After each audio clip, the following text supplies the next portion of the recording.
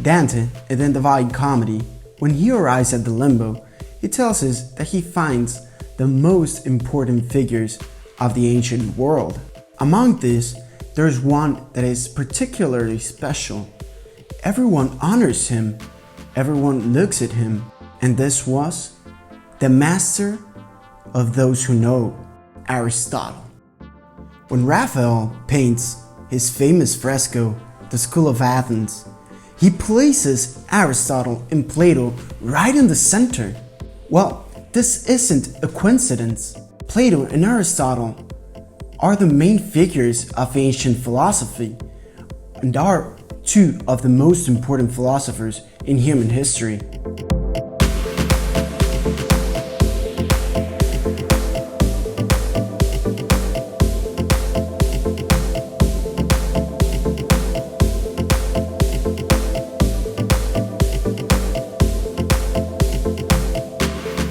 Aristotle is also called the Stagirite. Why?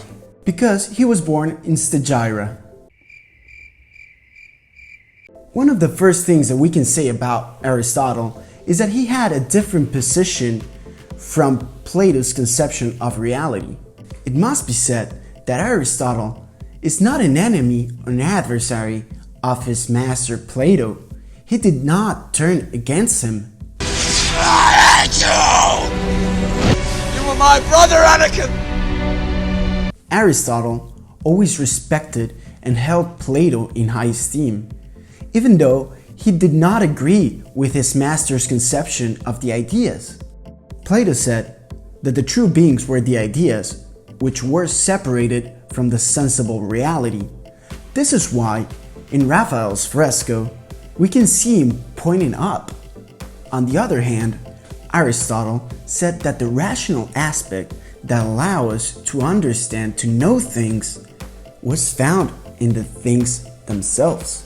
For Aristotle, the sensible world truly exists, even though it is not perfect, nor is it the only thing that exists. And this change of attitude towards the sensible world is clearly reflected on Aristotle's evident scientific interests. Aristotle wrote about a lot of things. We have writings of animals, geology, politics, we have ethics, we have philosophy of nature, logic, psychology. I mean, what's with this guy? He wrote about everything! But most likely, his most famous and influential work is called The Metaphysics. Of course, to explain each and everything of Aristotle's thought, we actually may have to do a video about 3 years long. But we're not gonna do that. We're gonna fragment this into several videos so that we can study Aristotle's thought in more detail. So this video will be an introduction to Aristotle's thought. As we've said before, Aristotle was a man that liked to observe nature, the animals in it, and all the various phenomena that are present in reality. In all of the various phenomena, Aristotle wanted to discover the essential aspect of things. What makes a thing be what it is? One of the various phenomena that amazed Aristotle the most was movement. Yeah, like all the other guys that we've seen so far, like the Presocratics. Yes, but Aristotle gave an original and a very good answer. Movement in things is an evidence. All the other philosophers had realized that. However, Parmenides said that the movement that the senses presented to us was illusory. The being is, and nothing can change. Because if it really changes, something that is would happen not to be. Or nothing would become something, and this is impossible. But the movement still remains evident, and we all realize this. So Aristotle, who was a man that liked to observe with close attention, he could not ignore this. And so he thought and thought and thought to understand what was happening. How is it possible that something that is not suddenly becomes something, and something becomes nothing. How does a man with a body suddenly becomes dust? And how does burnt wood suddenly becomes ashes? If we cast a seed into the ground, not anything can come out of it. An elephant cannot come out of that seed, but a specific tree of a specific species that did not exist inside the seed, but was somehow contained in it, the being, all of reality, the world, cannot be reduced into the categories of being or not being. Aristotle said that the being had many different meanings. One of these meanings was that of the being in act and the being in potency. Now, what does act and potency really mean? Well, pay close attention. Imagine a seed and a tree. The tree is a being in act, but the seed is a tree in potency, meaning that the seed has the possibility of becoming a tree. So we say, again, the tree is in act, and the seed is in potency of becoming a tree. The seed exists. It is not non-being or absolute nothingness. It exists and contains within itself the whole power to become that which is meant to be. And so, the topic of movement, which seemed contradictory at a logical level, is now justified. It is not that something that was not at all suddenly becomes something, or something that is just completely disappears. When burning a piece of paper, it does not become nothing, but it becomes ashes, which is something else, but it is not nothing. But among the phenomena that Aristotle observed, he also saw that there were different types of change, the substantial change and the accidental change. Let's take an example. Imagine a tree that loses its leaves. The fact that it loses its leaves does not make the tree be a non-tree. It simply lost a property, but it still is a tree. This is an accidental change. Some properties are lost or gained, more or less important, but they are not essential. These properties does not make the tree be a tree. But it is not accidental in the sense that it does not matter. Take for example Cervantes, that lost his hand on the Battle of Lepanto.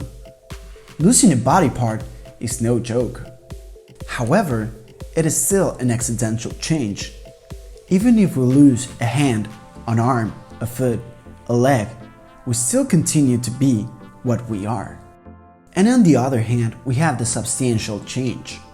Let's take for example when an animal dies. It passes from being that specific animal, a living being, to be something else, to be a sack of bones. Aristotle called substances, especially the living, because they manifest a certain unity and are the principle of activity. For Aristotle, all of the things are substances with accidents. The substances exist by themselves. They don't need anything else to exist. But the accidents do not exist by themselves. They need substances in order to exist. So the tree is a substance, but whether that tree has green or yellow leaves is accidental. But when it is the substance that changes, when the animal is born or dies, something peculiar happens. The corpse of a dog is no longer a dog, but it does not mean that it is absolute nothingness, because the corpse of the dog is there. Its matter is there. You actually would say that it is a dead dog. but no longer a dog in the full sense of its meaning. Aristotle realized that there were two co-principles that formed all of the substances in the world: matter and form. Matter is clearly the corporeal and material aspect of the substance, while the form was the intelligible aspect of reality, which Plato called the idea. But this form is not like Plato said, that was completely separated from the material world, but is within the things themselves. Matter and form are co-principles. The form informs the material aspect, the matter of the dog, and makes it be a dog. However, when the dog dies, its form disappears and its matter is disintegrated into its chemical components from which it was formed. While it was living, the form of the dog maintained order and harmony within the substance. Everything was moved to maintain order in life. However, after death, its form is lost, and therefore the unity of the dog disintegrates. Act and potency, substance and accidents, matter and form. These are metaphysical terms that were discovered by Aristotle and have become part of the common language in the history of philosophy. Obviously, it is really difficult to present the ideas of a giant like Aristotle in such short amount of time. So we will publish a series of videos explaining into more detail the philosophy of Aristotle. So I hope that in these few minutes we have been able to present to you the giant of Aristotle.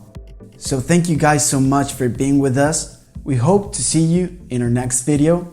Have a nice day.